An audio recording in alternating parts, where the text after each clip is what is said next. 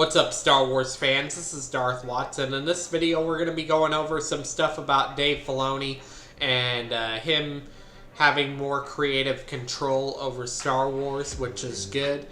Kathleen Kennedy is still in charge of Lucasfilm. She is still the president. She is not fired. She is not let go. Even if she does get let go, it's not going to be for any of the reasons of what a lot of Star Wars fans are saying about her. Because I know a good majority of well, not really necessarily a good majority, but like a good group of Star Wars fans that hate Kathleen Kennedy, that want Kathleen Kennedy to get fired. But this is good news that we're getting Dave Filoni to have more creative control. With the amount of work he's put into The Mandalorian, with the amount of work like The Mandalorian, The Book of Boba Fett, Ahsoka, a little bit in the Skeleton Crew. I mean, Dave Filoni, and you can tell with his writing, especially with starting off with the Clone Wars, it's taken up inspiration from the Star Wars known creator, which is George Lucas.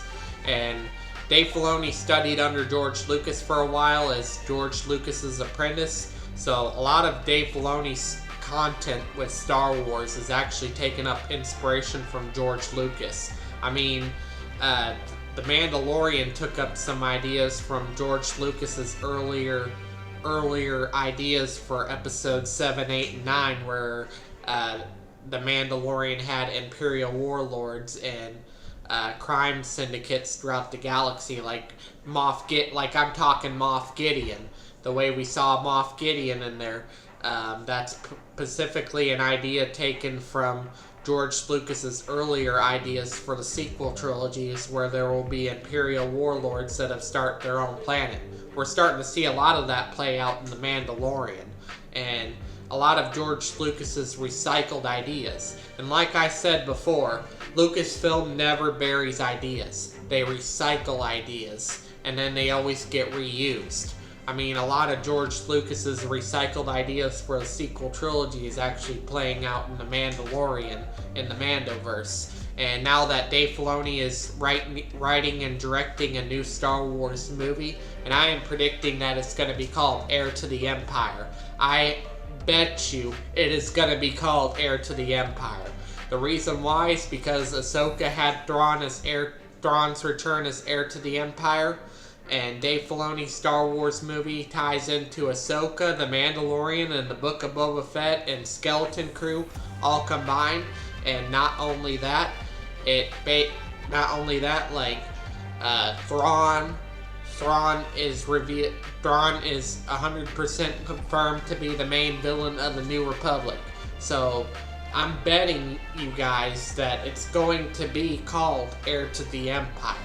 I mean, it even has been leaked that Dave Filoni's Star Wars movie will be called Heir to the Empire.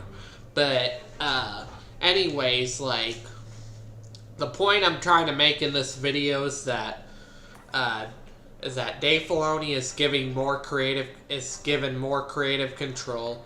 He is in charge of most of the creatives that is going on in Lucasfilm. So Dave Filoni is more in charge than he was before. He has more creative control, which is good for him. He deserves that promotion. And with the amount of work he's put in with The Mandalorian, he deserves that promotion. He's worked hard with The Mandalorian, making Ahsoka look good. The Book of Boba Fett, Skeleton Crew will be coming out shortly, but now Dave Filoni's writing and directing a Star Wars film for the first time, and with Dave Filoni's Star Wars content, that'll probably be the closest to George Lucas Star Wars that we'll ever get. But anyways, that's all I have to say for this video. Do make sure to like, subscribe, comment, and I will catch you all later in another video.